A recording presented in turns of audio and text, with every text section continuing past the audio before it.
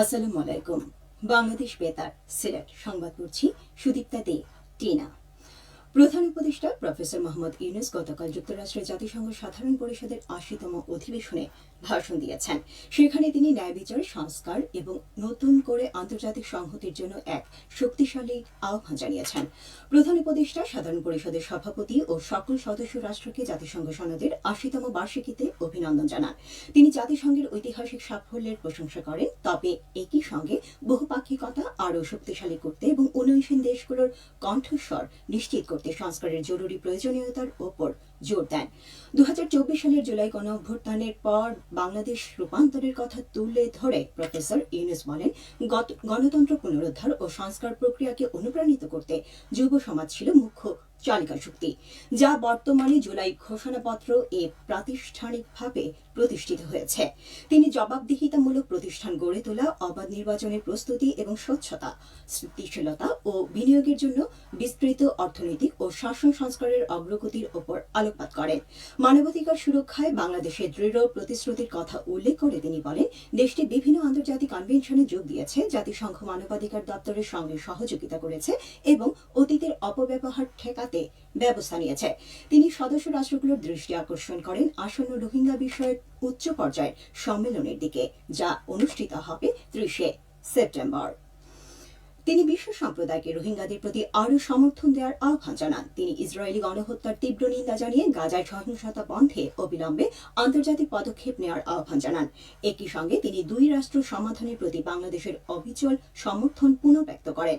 নারীর ক্ষমতায়ন, জলবায়ু পদক্ষেপ, তরুণদের নেতৃত্বে উদ্ভাবন, কৃত্রিম বুদ্ধিমত্তা সহ নতুন প্রযুক্তির ন্যায়সঙ্গত ভাগাভাগি, পারমাণবিক নিরস্ত্রীকরণ ও বিস্তার রোধ, আন্তর্জাতিক আর্থিক ব্যবস্থার সংস্কার, প্রাকৃতিক সম্পদের ন্যায্য বন্টন, জাতিসংঘ শান্তিরক্ষা কার্যক্রম, আঞ্চলিক সংগঠনের পুনরুজ্জীবন এবং বহুপাক্ষিকতার সংস্কারের প্রতি বাংলাদেশের প্রতিশ্রুতি তিনি আবারও তুলে ধরেন। তিনি তার ৩-০ বিশ্বের স্বপ্ন উপস্থাপন করেন: শূন্য কার্বন, দারিদ্র্য দূরীকরণের জন্য শূন্য ন্যাট, সম্পদ কেন্দ্রীভবন এবং শূন্য বেকারত্ব। তার এ ভাষণের সময় সরকারের উপদেষ্টারা এবং প্রধান রাজনৈতিক দলগুলোর প্রতিনিধিরা জাতিসংঘ সাধারণ পরিষদের হলে উপস্থিত ছিলেন।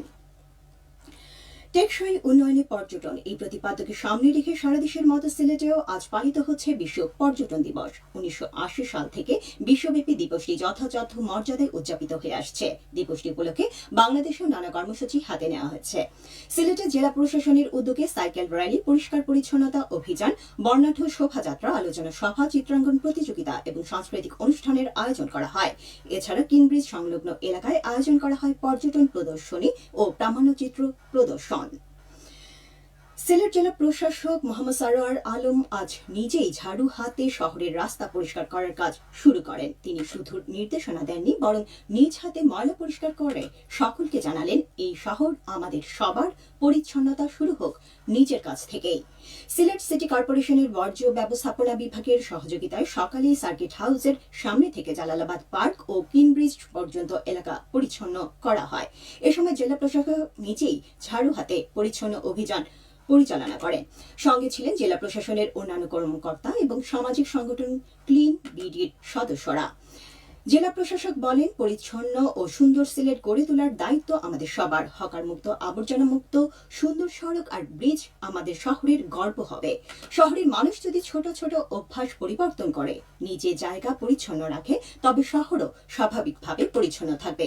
তিনি আরো বলেন, আমরা শুধু রাস্তাঘাট নয়, আমাদের মনও পরিষ্কার করি। প্রকৃতি রক্ষা, শহর পরিচ্ছন্নতা ও সুষ্ঠু নাগরিক দায়িত্ব পালন একসাথে করলে আমাদের সিলেট হবে আরো পরিচ্ছন্ন, আরো সুন্দর। বাঙালি হিন্দু সম্প্রদায়ের সবচেয়ে বড় ধর্মীয় উৎসব দুর্গাপূজা আগামীকাল মহাষষ্ঠীর মধ্য দিয়ে শুরু হবে। বিজয়া দশমীতে প্রতিমা বিসর্জনের মধ্য দিয়ে আগামী ২রা অক্টোবর ৫ দিনব্যাপী উৎসবের শেষ হবে। এবছর সারা দেশে ৩৩,৩৫৫টি মণ্ডপে ও মন্দিরে দুর্গাপূজার আয়োজনের প্রস্তুতি চলছে। গত বছরের চেয়ে এবছর ১,৮৯৪টি বেশি মণ্ডপে দুর্গোৎসব পালন করা হবে। দুর্গাপূজা উপলক্ষে সারা দেশে আইন শৃঙ্খলা বাহিনী বিশেষ ব্যবস্থা গ্রহণ করেছে। পুলিশ, আনসার, র্যাব, বিজিবি ও স্বেচ্ছাসেবক বাহিনী নিরাপত্তায় নিয়োজিত থাকবে। এদিকে শারদীয় দুর্গাপূজা উপলক্ষে গরিব ও অসহায় মানুষের মধ্যে শাড়ি ও নগদ অর্থ বিতরণ করা হয়েছে মৌলভীবাজারে। আজ সকালে শ্রী শ্রী নতুন কালীবাড়িতে জাতি, ধর্ম, বর্ণ নির্বিশেষে 750 জন নারীর মধ্যে একটি করে শাড়ি এবং 550 জন পুরুষ ও 230 জন শিশুর মধ্যে পোশাক ক্রয় করার জন্য প্রত্যেককে নগদ 500 টাকা করে প্রদান করা হয়। যুক্তরাজ্য ও কানাডা প্রবাসীদের আর্থিক সহযোগিতায় জেলা পুজো উদযাপন কমিটি এই উদ্যোগ নেয়। এদিকে আজ সকালে কুলাউড়া পৌর এলাকার সার্বজনীন 21টি মণ্ডপে 10,000 করে আর্থিক অনুদানের চেক প্রদান করা হয়েছে। কুলাউড়া পৌরসভা এই উদ্যোগ নেয়। সবশেষে আবহাওয়া। রাত 1টা পর্যন্ত পূর্বাভাসে বলা হয়েছে সিলেট সহ পার্শ্ববর্তী এলাকায় আজ কোনো সতর্কবাণী নেই এবং কোনো সংকেত দেখাতে হবে না।